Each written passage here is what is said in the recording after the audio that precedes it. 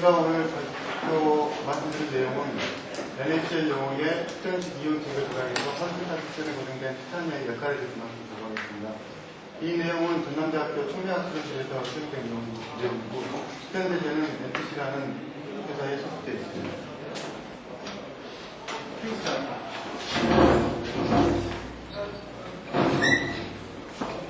오늘 밖에 비가 되게 많이 오던데요. 또 멀쟁이하게 돼서 그런데요. 지구상에 보면은 물이 지표면 80% 정도가 물에 눕혀 있고 굉장히 많은 물이 있지만 실제로 우리가 사용할 수 있는 물은 1%도 채 안 되는 걸로 알려져 있습니다. 특히 우리나라 같은 경우는 유엔 인정한 물 부족 국가에 해당되는데요. 수돗물뿐만이 아니고 공업용수 부족으로 인하여 산업적인 많은 어려움을 겪고 있는 게 사실입니다. 공업용수는 분석하는 방법과 처리하는 방법에 따라서 여러 가지 등급을 매겨서 작용을 하게 되는데, 초순수라든가 순수 같은 경우는 반도체 산업이라든가 발전소, 각종 산업 분야에서 다양한 용도로 사용되고 있습니다.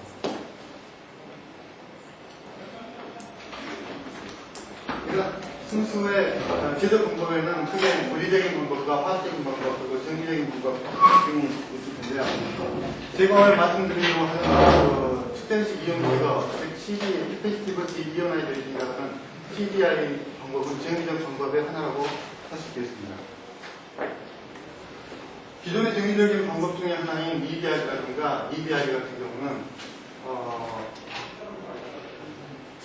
이온 교환 막을 사용하고 높은 플러스하고 마이너스 전극에 높은 전체를 걸어줘야 되는 단점을 가지고 있습니다. 그렇지만 이런 경우에는 연소 공정이 가능하다는 장점도 가지고 있습니다. 반면에 CDI의 경우는 양극과 음극 사이에 멤브레인이 없습니다. 굉장히 가까이에 위치한 양극과 음극 사이에 낮은 볼테이지에 전압을 걸어줬을 때 음이온은 양극에 붙고 양이온은 음극에 붙는 것을 이용하여 이온을 제거하는 방법입니다. 이온이 붙었을 때 이온을 전극을 재생하는 방법은 전차를 줄여주는 것으로서 해결할 수가 있습니다. 이러한 CDI의 종류로는 카본 파우더를 사용하는 방법이라든가 아니면은 화성탄소 첨가 같은 천을 말아서 사용하는 타입 등이 있습니다. 최근에는 카본으로 만들어진 하니컴을 사용하기도 하고 카본 여러 개의 재료를 사용하기도 합니다. 이러한 CDI 기술은 해수 담수화라든가 초순수 채순수가 필요한 공정 등에 이용할 수 있으면 이러한 물 용도 이외에도 가정용 용수장치라든가 기타 여러 가지 산업에 용이하게 적용해 볼 수가 있습니다. CDI를 유용하게 CDI 전체를 잘 만들기 위해서는 CDI 구성체인 집전체라든가 전위들이 잘 조화가 맞아야 되는데, 그래야지 고성능의 CDI 시스템을 구성할 수 있을 텐데요. 제가 오늘 말씀드리려 하는 부분은 이러한 CDI 구성 요소 중에서 전극 소재의 기능을 향상시키는 부분에 대해서 말씀드리겠습니다. 이런 전극 재료로 사용되는 CDI에 사용되는 전극 재료로는 이온이 쉽게 움직일 수 있어야 되기 때문에 큰 세공이 필요하고 넓은 표면적을 요구하게 됩니다.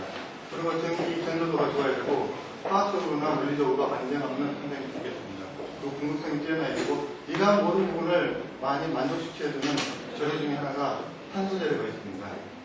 그래서 주로 CDI 전극 재료는 탄소를 많이 사용을 하는데, 탄소 종류에도 많이 있겠지만은 주로 많이 사용되고 있는 부분들이 엑스레이트 카본 분말 상태의 것이라든가 섬유 상태로 뽑아내는 것, 또는 섬유를 직접 해놓은 상태라든가 최근에는 카본 여러 개를 사용하기도 합니다.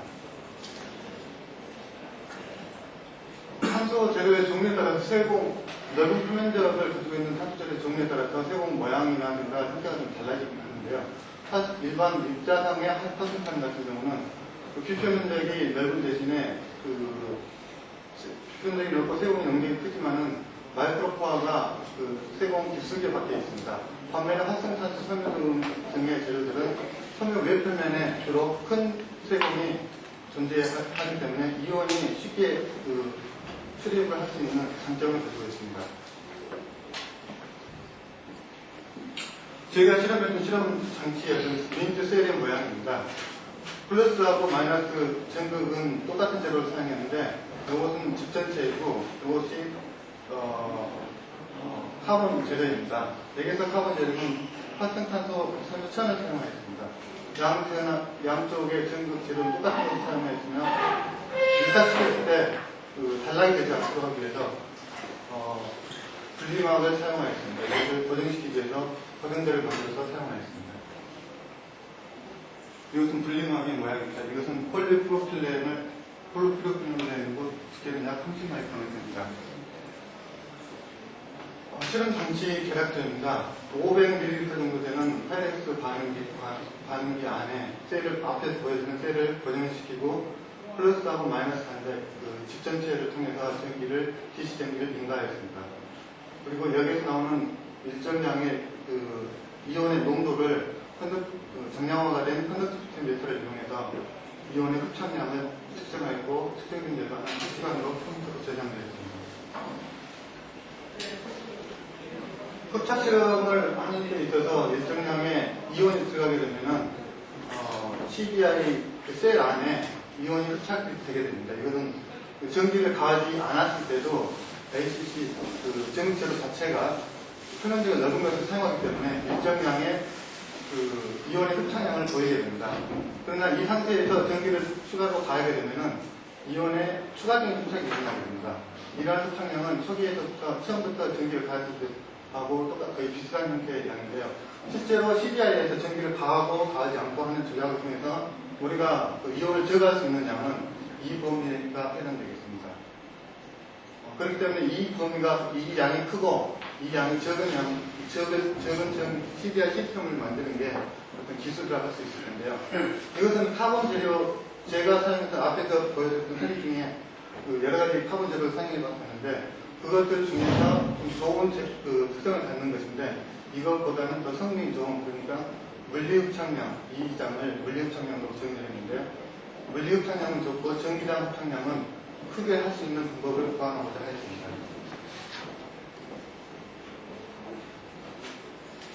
저희들이 선택한 방법은 ACC 표면에다가 금속 이온을 도입하는 방법이었는데요.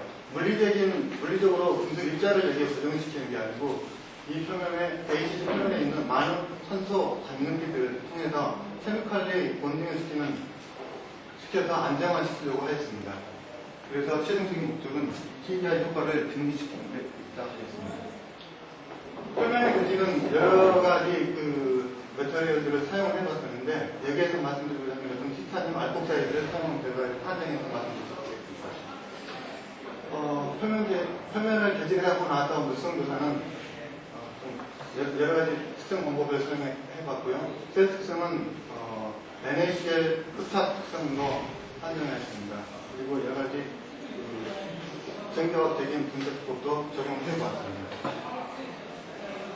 표면 개질의 방법입니다. 먼저 ACC를 건조시키고 그 다음에 에탄올로 ACC 표면을 세척을 하고 그 다음에 티타늄 알폭사이드를 부속사이드를 집어넣어서 케미컬 본딩이 반응이 일어나고 난 다음에 워싱을 하고 드라이를 하는 방법으로 만들었습니다. 티타늄이 담기된 양은 TG 결과로부터 에어분기에서 측정한 TG 결과로 확인하였는데요. ACC 자체만으로도 미량의 이물질이 들어있기 때문에 제로 남아있는 완전히 연소되고 난 다음에 소량의 제가 남아있습니다. 그러나 티타늄이 도입이 되게 되면 연소가 더 빠른 시간에 카본 소스 재료들이 다 없어지고 무게도 이만큼 증가하게 됩니다. 이 차이만큼이 TiO2 상태로 남아있는 감지된 TiO2라고 고려를 하여 계산했을 때 값을 여기에 표시를 하였습니다. 근데 담기량이 다른 여러 가지 종류의 티타늄 TiACC를 만들어서 측정을 해봤더니 TD 방법으로 조사한 방법은 티타늄 옥사이드 상태로 측정하면 되더라고요. 이것은 EDX로 측정한 결과인데 TG로 분석한 결과에 대해서 EDX로 분석한 결과가 훨씬 더 많은 걸 알 수가 있습니다. 이것은 EDX가 그 표면의 1마이크로 이내에 그 어떤 원소의 함량을 측정하는 기법이라는 것을 고려할 때 도입된 ACC에 도입된 대부분의 티타늄은 ACC의 외표면에 존재하는 것으로 그렇게 판단이 됩니다. 다른 재료들도 거의 대부분 마찬가지고요. 그렇다고 해서 외표면에 쫙 깔려있다고 해서 그 비표면적, 질소적 비표면적은 초기 상태에 비해서 그렇게 크게 달라지지 않았습니다. 이것은 도입된 티타늄이 외표면에 아주 고르게 잘 분산되어 있다는 것을 알 수 있습니다. 샘 사진으로 순간별을 확인했을 때도 입자 상태의 티타늄이 보이지 않았었고 EDX로 XRG로 분석을 해봤을 때도 XRG 피트에서 티타늄을 확인할 수가 없었는데 그것은 티타늄이 너무 잘 분산이 되어 있다는 뜻이고요. 그럼 티타늄이 ACC에 고정이 됐을 때 그 카본 소스의 어떤 그 특성이 달라지지 않았느냐 싶어가지고 달라지지 않겠느냐 싶어가지고 SPS를 측정해봤는데요. 카본 자체의 물성은 크게 변하지 않았지만은 CiO2의 도입으로 인해서 산소 미레스 피크는 CiO2에 해당되는 피크만큼 증가된 걸 알 수 있습니다. ACC 자체에서는 티타늄이 높기 때문에 티타늄 피크는 없지만은 티타늄이 도입된 경우에는 티타늄 피크가 확인이 되는데 이렇게 도입된 티타늄은 4배의 상태인 것으로 확인을 할 수가 있겠습니다. 티타늄이 메탈에 도입된 ACC, 그러니까 처리관 ACC에 대해서 제타 포텐셜을 측정해봤는데 이것은 표면 하대를 측정하는 기법입니다. ACC 자체가 이 정도의 어떤 그 스탠더드 되는 반면에 티타늄의 도입량이 많으면 많을수록 이 값이 더 커집니다. 이것은 티타늄을 도입고 눈의 양의 하단이 더 커졌음을 의미합니다. 여기 도입된 티타늄은 여러 개 도입이 되어 있을 거라고 얘기했는데 ACC 표면에 여러 가지 종류 강력기가 있겠지만은 이러한 경우에 대해서 티타늄 특독사에 보면은 이러한 식으로 반응하고 예를 들었을 때 OH가 되는 이러한 상태가 제가 나중에 사용했던 상태가 될 때고 하나하고 반응했을 때도 이런 식으로 될 거라고 유출하고 있습니다. 방금 말씀드렸던 내용을 간략하게 정리해 보면은 담비된 티타늄을 그 산소 강력기에 분산시켜서 도입을 할 수 있었고 대부분 외표면에 티타늄이 도입되어 있기 때문에 4배의 성과가 존재했습니다. 앞에 보여드린 그 이온 제거 측정 결과가 이거하고 거의 흡사한데요. 그에 비해서 티타늄은 8.4% 그 티타늄 담비된 경우에 대해서는 물리흡 청량은 줄어들고 전기자 청량은 굉장히 증가를 했습니다. 이 차만큼이 증가된 폭이라고 볼 수 있는데 증가된 것을 확인할 수 있었습니다. 이 증가되는 이 파란 부분으로 표시된 게 이제 전기자 청량이라고 말씀드리는 부분이고 이거 물리흡 청량인데요. 티타늄의 담비량이 많으면 많을수록 물리흡 청량은 점점 줄어드는 경향이고 전기자 청량은 많아집니다. 그래서 결론적으로 말씀드린다면 CDI에서 전기자 흡착량은 CDI에 영향이 있다고 판단이 됩니다.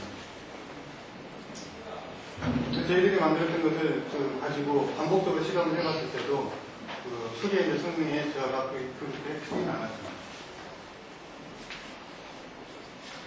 그러면은 이러한 티타늄이 왜 그러면은 어떻게 해서 그 이온의 흡착량이 많도록 도와주는가 전기자 흡착량을 증가시키는 하는 부분에 대해서 말씀을 드리겠습니다. 그러한 조사를 하기 위해서 전기 양을 주어진 양극과 음극의 인간의 전기 양을 전기 세기로 바꾸면서 그 하던 양을 전차의 크기를 바꾸면서 측정을 해봤습니다. 그리고 이온의 농도도 바꾸면서 측정을 해봤습니다. 이온의 농도를 달리해서 측정한 아이소섬의 경우에는 대부분은 모든 경우에서 맥시멈 이온 흡착량이 있음을 알 수 있습니다. 이것은 티타늄을 도입을 하든 안 하든 상관없이 이온이 흡착될 수 있는 자리는 어느 정도 한정이 되어 있다는 그런 느낌입니다. 이것을 랭리 아이소섬이라든가 랭리 아이소섬은 모노레이어 흡착 포커스라고 가정을 한 아이소섬이고 프렌들리 아이소섬은 이온이 흡착된 그 사이트 위에 다른 이온이 흡착될 수 있다는 가정하에 정리된 식품입니다. 이것은 프랑킨 아이소섬은 흡착된 원을 의해 흡착이지만은 흡착된 이온 간에 어떤 간섭이 있을 거라고 이제 가정하에서 그 모디파이를 한 경우인데요. 이 경우를 보더라도 그 프랑킨 아이소섬을 제외하고는 대부분 잘 프렌들리 아이소섬 외에는 프렌들리 아이소섬은 조금 갭이 좀 있지만 실제 실험값하고 그 모디파이하는 값하고 차이는 있지만은 랭미 아이소섬이나 프랑킨 아이소섬은 잘 매치를 하고 있습니다. 알 수가 있습니다. 즉 원어레이어인 것은 확실합니다. 원어레이어를 하더라도 어떠한 형태의 원어레이어인가 하는 것을 비교하기 위해서 그 실험치와 측정치 그 모사한 값을 비교를 해봤는데요. 비교한 에라 값을 상대적인 값으로 이제 측정을 해봤을 때 이런 방법으로 그 측정을 해봤을 때 랭미 아이소섬으로 그 모사를 한 결과가 가장 분열했습니다. 즉 여기에서 측정된 그 실험 결과는 이온의 흡착은 결국 랭미 아이소섬의 패턴을 따른다라고 가정이 됩니다. 이것은 그 이온의 흡착 에너지가 굉장히 유니폼하고 그 이온 간의 인터랙션이 그렇게 많지 않다는 것을 의미합니다.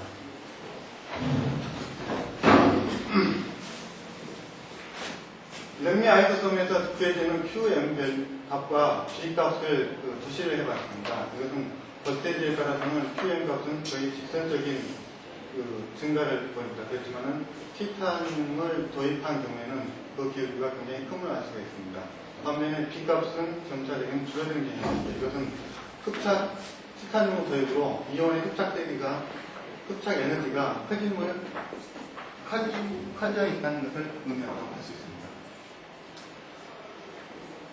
실험 결과에 대해서 간략하게 말씀드리면 전기장의 세기가 변할수록 전기장에 의한 이온 흡착되는 이온의 양이 많아지는 것을 확인할 수 있었고 이렇게 흡착된 이온들은 랭미어 흡착 등원에 준하는 흡착 패턴을 보였습니다.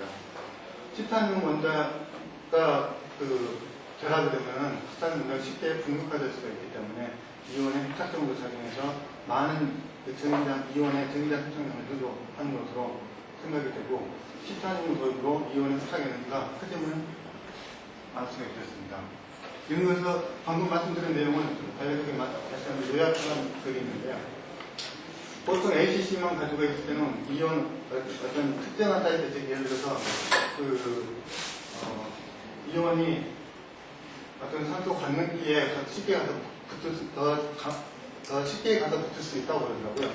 그런 점에서 봤을 때 어떤 정해진 사이트가 이렇게 많지 않은 데에 비해서 티타늄 부톡사이드와 같은 티타늄을 도입하게 되면 이러한 이온이 흡착될 수 있는 블록들을 공간들을 많이 확보해 주기 때문에 티타늄을 도입하면 이온이 많이 흡착되는 것으로 생각이 됩니다. 결론입니다. 말씀드린 바와 같이 티타늄 원자가 결합되면 이온이 흡착될 수 있는 공간을 많이 제공하기 때문에 CDI의 전국제로도 사용해졌을 때 이온이 많이 흡착되는 것으로 생각되고 티타늄을 방지로 전기장 흡착량은 많아지고 원료 흡착량은 줄어듦을 알 수가 있었습니다. 조건에 따라 다르긴 하겠지만 티타늄으로도 도입하지 않은 경우에 비해서 4 내지 5배 정도 그 이상의 성능이 향상되었으며 이러한 기술들은 CDI를 위한 증제로서 경쟁력이 있는 증제로 생각이 됩니다. 이상입니다.